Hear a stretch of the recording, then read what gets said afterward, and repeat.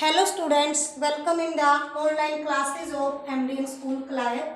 As you know, we are on first lesson of आर्थिक शास्त्र of 10th class. आज हम 10th class का आर्थिक शास्त्र का फर्स्ट लेसन जो कंटिन्यू करते आ रहे हैं, लेसन का नाम है विकास। आज इसमें हम आय और अन्य मापदंड के विषय में पढ़ेंगे। जब हमने व्यक्तिगत आकांक्षाओं यानी इच्छाओं और लक्ष्य को देखा तो पाया कि लोग केवल बेहतर आय के बारे में ही नहीं सोचते, बल्कि वे अपनी सुरक्षा, दूसरों से आदर और समानता का व्यवहार पाना, आज़ादी इत्यादि जैसे लक्ष्यों के बारे में सोचते हैं। इसी प्रकार जब हम किसी देश या क्षेत्र के बारे में सोचते हैं तो हम औसत आय के अतिरिक्त अन्य महत्वपूर्ण लक्षणों के विषय में भी सोचते हैं।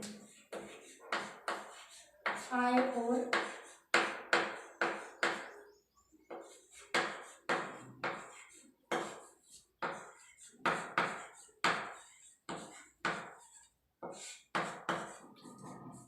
जब हमने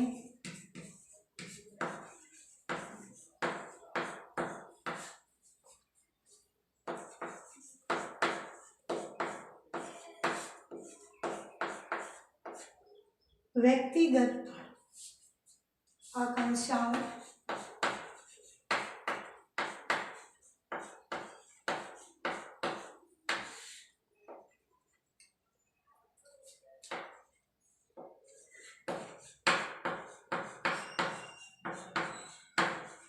और लक्ष्यों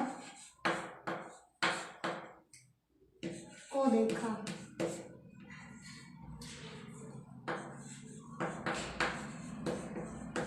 मतलब कहने का अर्थ है जब हमने जो व्यक्तिगत की जो आकांक्षाएं हैं, जो इच्छाएं हैं, उन लक्ष्यों को देखा तो पाया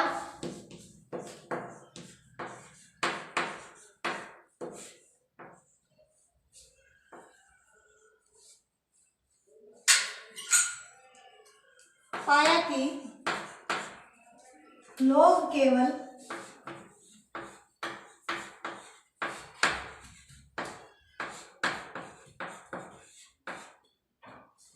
बेहतर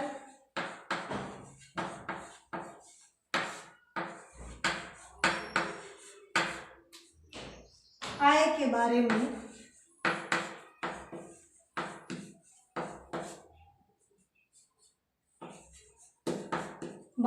ही नहीं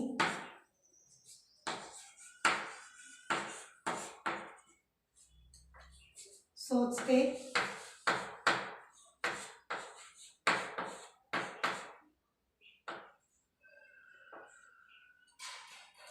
बल्कि वे अपनी सुरक्षा,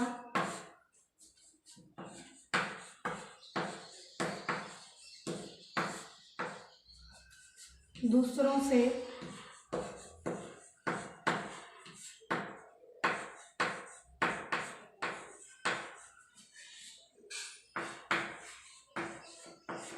आदर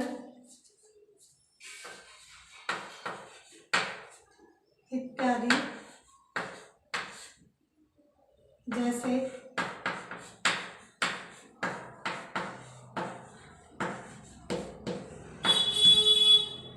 लक्ष्यों के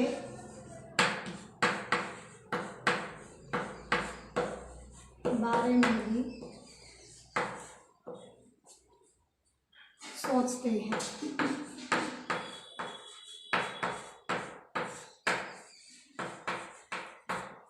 मतलब कहने का अर्थ है जब हमने व्यक्ति की जो आकांक्षाएं यानी इच्छाएं हैं और लक्ष्य को देखा तो पाया कि लोग केवल अपनी बेहतर यानी अच्छी आय के बारे में ही नहीं सोचते, बल्कि वे अपनी सुरक्षा और दूसरों से क्या है आदर सम्मान इत्यादि जैसे लक्ष्यों के बारे में भी सोचते हैं। इसी प्रकार जब हम किसी देश या क्षेत्र के बारे में सोचते हैं तो हम औसत आय के अतिरिक्त अन्य महत्वपूर्ण लक्षणों के विषय में भी सोचते हैं। कहने का अर्थ है जब हम किसी देश या क्षेत्र के बारे में सोचते हैं तो मतलब उसकी औसत आय के अतिरिक्त मतलब जो उसके लिए महत्वपूर्ण लक्ष्य है, जो उसके बारे में भी, उसके महत्वपूर्ण लक्षणों के बारे में भी सोचते हैं।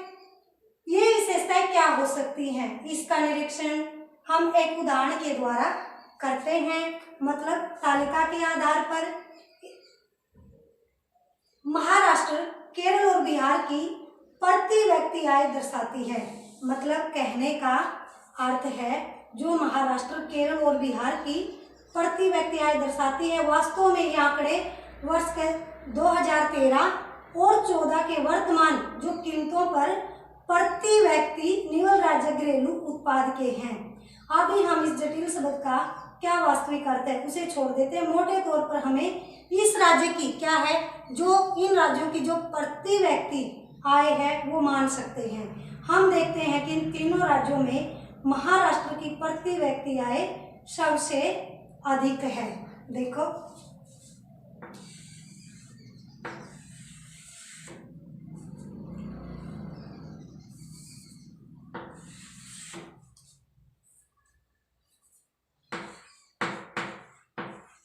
राज्य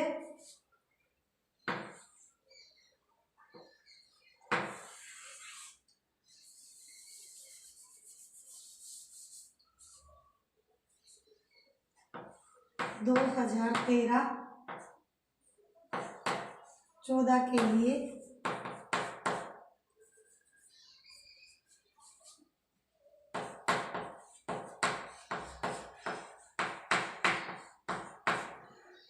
प्रति व्यक्ति आय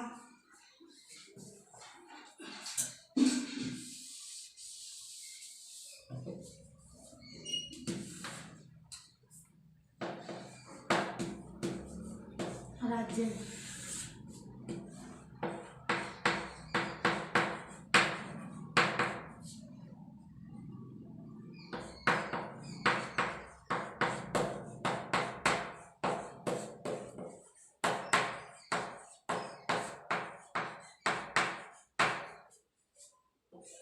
यानी रुपयों में।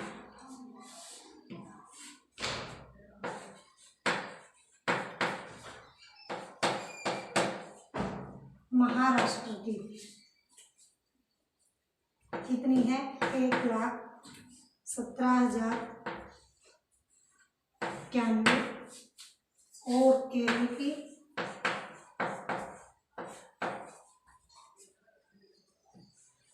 1,03,820 और बिहार की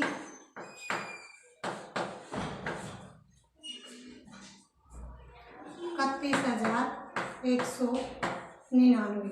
मतलब कहने का अर्थ है जो महाराष्ट्र की प्रति व्यक्ति आय क्या है, सबसे अधिक है, 1,17,091। और क्या है, जो बिहार है वो सबसे पीछे है। इसका अर्थ है कि औसतन यानी महाराष्ट्र में एक व्यक्ति एक वर्ष में 1,17,091 रुपये कमाता है।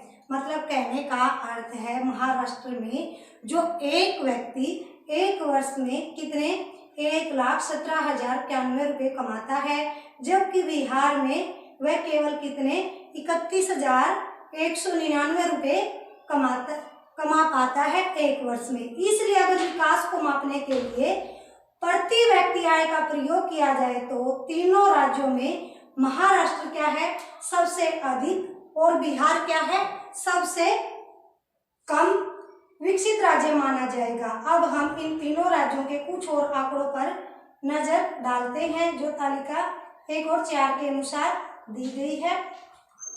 इसके अनुसार क्या है, महाराष्ट्र और जो केरल और बिहार के अंदर जो शिशु मृत्यु दर क्या है, जो 2013 की जो साक्षरता दर और शिशु मृत्यु दर और जो निवल उपस्थित अनुपात प्रति मतलब 100 व्यक्ति यानी उच्चतर आयु मतलब 14 तथा 15 वर्ष से 2009 से 10 के, तो इसमें क्या है, जो महाराष्ट्र की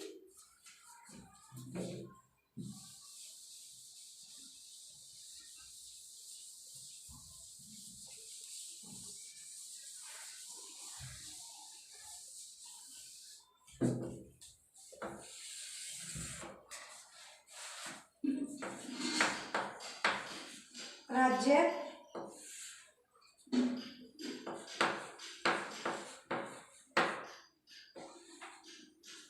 शिशु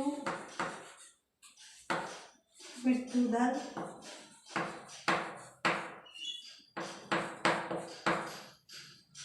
प्रति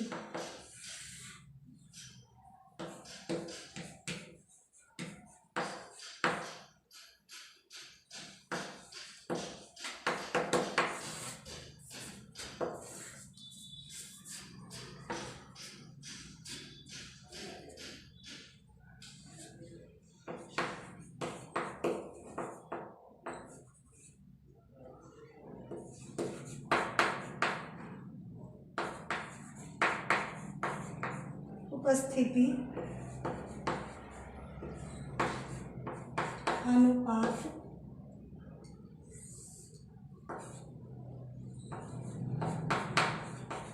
प्रति 100 व्यक्ति आयु 14 15 वर्ष। तो इसके अंदर क्या है,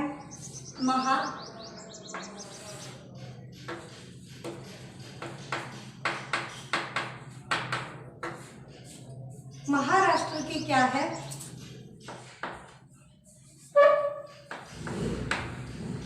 1000 व्यक्ति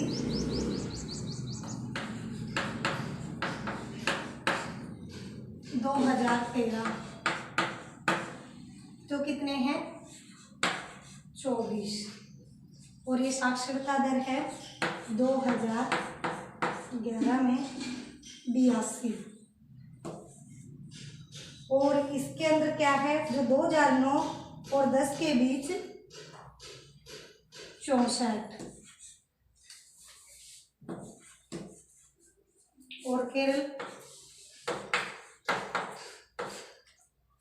12, और साक्षरता दर कितनी 94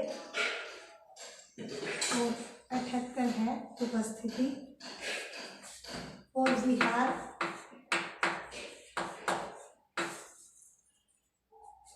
42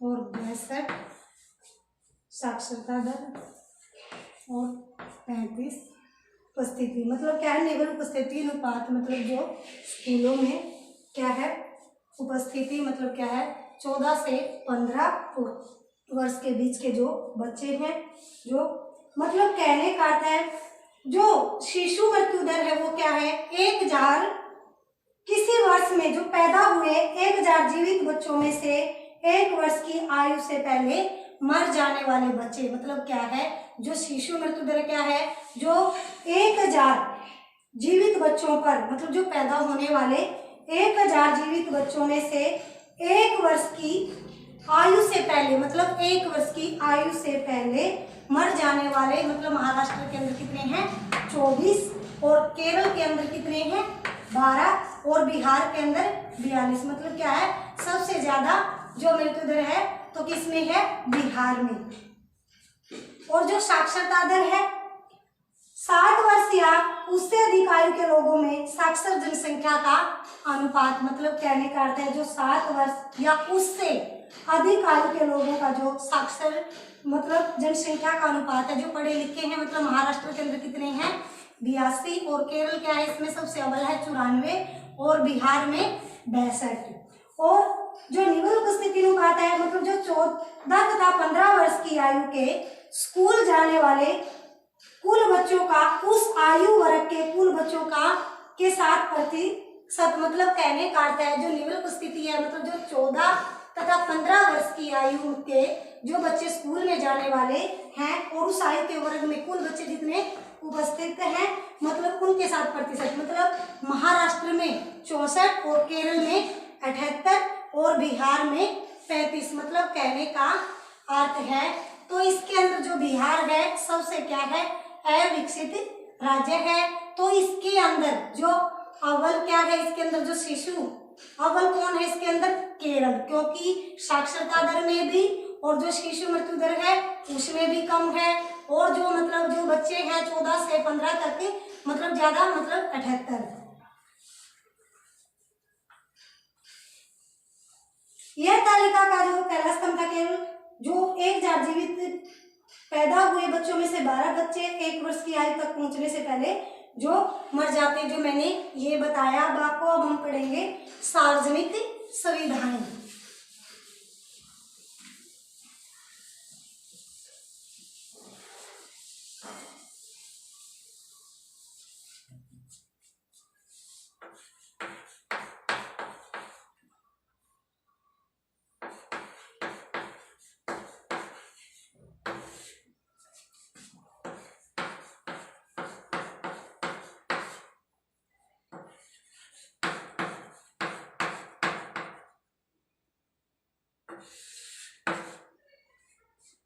ऐसा क्यों है कि महाराष्ट्र में औसत व्यक्ति की आय केरल के औसत व्यक्ति की आय से अधिक है? मतलब कहने का अर्थ है महाराष्ट्र में ऐसा क्या है कि मतलब जो केरल के औसत व्यक्ति की आय से महाराष्ट्र के औसत व्यक्ति की आय अधिक है, लेकिन इन महत्वपूर्ण क्षेत्रों में वह केरल से पीछे है। इसका कारण यह है कि यह आवश्यक नहीं है, जरूरी नहीं है कि जेब में रखा रुपया वे सब वस्तुएं और सेवाएं खरीद सके। मतलब कहने का अर्थ है मतलब जो जेब में रखा हुआ पैसा है, क्या वो सभी जो वस्तुएं और सेवाएं खरीद सके जिनकी आपको एक बेहतर यानी अच्छे जीवन के लिए आवश्यकता हो सकती है। नागरिक कितनी भौतिक वस्तुएं और सेवाएं प्रयोग करते हैं, इसके लिए आय अपने आप में संपूर्ण रूप से पर्याप्त क्या है, सूचक नहीं है। उदाहरण के लिए जो सामान्यता आपका द्रव्य आपके लिए प्रदूषण मुक्त वातावरण नहीं खरीद सकता। मतलब सामान्य मतलब साधारण सी बात है कि जो आपके लिए जो आप प्रदूषण मुक्त वातावरण नहीं खरीद सकता, मतलब जो आपके आय है जो पैसा है, और बिना मिलावट की दवाएं आपको नहीं दिला सकता। जब तक आप ऐसे समुदाय में ही जाकर नहीं रहने लग जाते जहाँ ये सुविधाएं पहले से उपलब्ध है। मतलब कहने का अर्थ है आपके पास चाहे कितना भी पैसा हो, आप क्या है बिना प्रदूषण के क्या है जो प्रदूषण मुक्त वातावरण नहीं खरीद सकते और बिना मिलावट की दवाएं नहीं दिला सकते। मतलब जब तक आप ऐसे समुदाय में नहीं जाकर नहीं रहने लगोगे जहाँ ये सुविधाएं पहले ही उपलब्ध हैं। आपको संक्रामक बीमारियों से भी नहीं बचा सकता द्रव्य। मतलब क्या है, जब तक आपका पूरा समुदाय इनसे बचाव के लिए कदम नहीं उठाता तो क्या है वास्तव में जीवन के बहुत सी महत्वपूर्ण चीजों के लिए सबसे अच्छा और सस्ता तरीका इन वस्तुओं और सेवाओं का सामूहिक यानी इकट्ठे रूप से उपलब्ध कराना। और जरा सोचिए किसी स्थानीय इलाके के लिए जो सामूहिक यानी इकट्ठी सुरक्षा प्रदान करना अधिक सस्ता है। मतलब कहने का अर्थ है किसी स्थानीय इलाके को क्या है सामूहिक रूप से सुरक्षा प्रदान करना क्या है अधिक सस्ता है, अथवा हर घर के लिए अलग अलग सुरक्षा गार्ड रखना। आप क्या करते हैं, अगर आपके गांव या इलाके में आपके अतिरिक्त कोई और पढ़ने में रुचि नहीं रखता, क्या तुम क्या तुम पढ़ पाओगे? शायद तब तक नहीं जब तक तुम्हारे माता पिता तुम्हें कहीं और निजी स्कूल में भेजने की क्षमता न रखते हो। आप इसलिए पढ़ पा रहे हो क्योंकि बहुत से अन्य बच्चे पढ़ना चाहते हैं और वे बहुत से लोग ये मानते हैं कि सरकार को स्कूल खोलने चाहिए और अन्य प्रकार की जो सुविधाएं हैं वो उपलब्ध करानी चाहिए जिससे सभी बच्चों को पढ़ने का अवसर मिले। अभी भी बहुत से क्षेत्रों में बच्चे मुख्य रूप से क्या है जो लड़कियां मध्यम स्तर की शिक्षा भी पूरी नहीं कर पाती क्योंकि सरकार समाज ने इसके लिए जो पर्याप्त सुविधाएं हैं वो उपलब्ध नहीं कराई है। और केरल में जो शिशु मृत्यु दर कम है क्यों है? क्योंकि यहाँ स्वास्थ्य और शिक्षा की मौलिक सुविधाएं पर्याप्त मात्रा में उपलब्ध है। मतलब कहने का अर्थ है जो केरल के अंदर शिशु मृत्यु दर कम है। क्यों कम है? क्योंकि वहाँ केरल के अंदर जो स्वास्थ्य और शिक्षा की मौलिक रूप से सुविधाएं प्रदान की गई हैं। और इसी प्रकार कुछ राज्यों में सार्वजनिक वितरण प्रणाली ठीक प्रकार से कार्य करती है। मतलब कहने का अर्थ है जिन राज्यों में मुख्य रूप से सुविधाएं दी गई हैं उसमें क्या है, कुछ राज्यों की जो सार्वजनिक वितरण प्रणाली और ठीक प्रकार से अच्छे से कार्य करती हैं, ऐसे राज्यों में लोगों के स्वास्थ्य और पोषण स्तर निश्चित रूप से बेहतर होने की संभावना है। आगे है हमारा विकास की धारणीयता।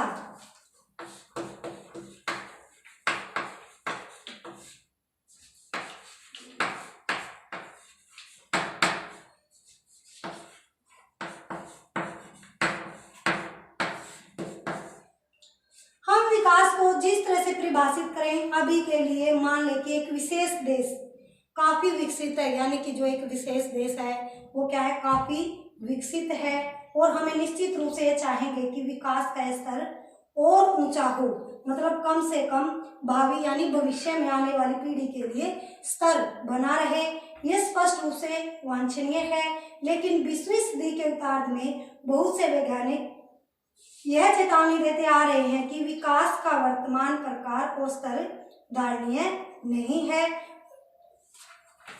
और भूमिगत जो जल नवीकरणीय क्या है, जो भूमिगत जल नवीकरणीय साधन का उदाहरण है, फसल और पौधों की तरह इन साधनों की पुनः पूर्ति प्रकृति करती है। मतलब फसल और पौधों की तरह इन साधनों की पुनः पूर्ति कौन करती है, प्रकृति करती है। लेकिन यहाँ भी हम इन साधनों का अत्यधिक मतलब ज्यादा अति उपयोग कर सकते हैं। उदाहरण के लिए जो भूमिगत जल है, जमीन के नीचे जल है, यदि बरसात द्वारा हो रही पुनः पूर्ति से अधिक प्रयोग करते हैं, यानी मतलब जो बारिश का जल जितना है उससे ज्यादा हम प्रयोग करते हैं, तो हमें इस साधन का अति उपयोग कर रहे होंगे।